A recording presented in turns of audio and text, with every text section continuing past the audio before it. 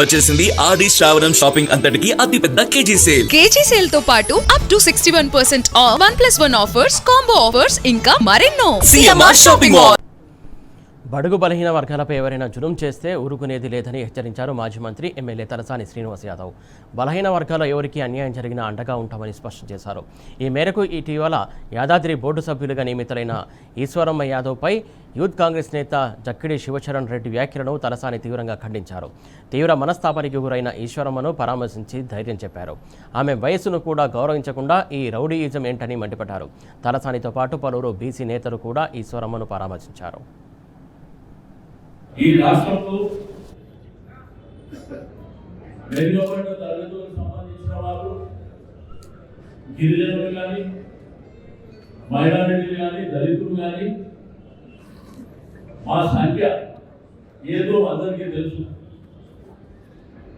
5% లేని వాళ్ళు కూడా ఈరోజు మా మీద దౌర్జన్యాలు చేసి, మా మీద అరాచకాలు చేసి, మా పిల్లల్ని కొట్టడం, మా ఇళ్ళ మీద పడడం, అంటే ప్రభుత్వంలో ఉన్నటువంటి అధికారులు కూడా స్పందించకపోవడం, ఇవన్నీ కూడా భవిష్యత్తులో వ్యక్తితో సహా వసూలు చేస్తామని చెప్పినట్టు ఈ సందర్భంగా తెలియజేస్తాను.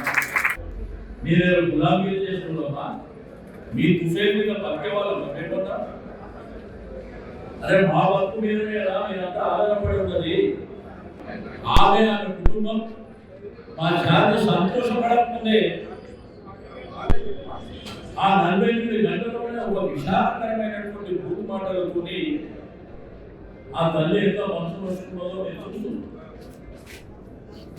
నువ్వు పదవులు అనేది ఎవరికి శాశ్వతం కాదు. ఆమె కూడా పదవుల కోసం ఏ రోజు పాకలాడిన వ్యక్తి కాదు.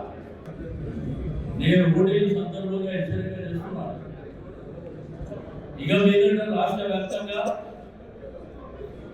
బడుగు బలహీన వర్గాలు, వెనుకబడ్డ తరగతులు, వాళ్ళు గిరిజనులు కానీ, మైనారిటీలు కానీ, దళితులు కానీ, మా బీసీ బిడ్డలు కానీ వాళ్ళ మీద ఇటువంటి అరాచకాలు జరిగితే బిడ్డ రాష్ట్రంలోనే లేకుండా చేస్తాం, గుర్తుపెట్టుకోండి. కాబట్టి ఒక 800 ప్రాంతమే కాదు, ఒక ఈశ్వరం అనే కాదు, రాష్ట్రంలో ఎవరికి జరిగినా కానీ ఇక వదిలిపెట్టే సమస్యనే లేదు.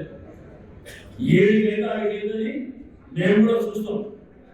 అరే ఇంత సామాజికంగా ఇంత బలమైనటువంటి జాతులు ఉన్నటువంటి మేము నీకు లొంగి పని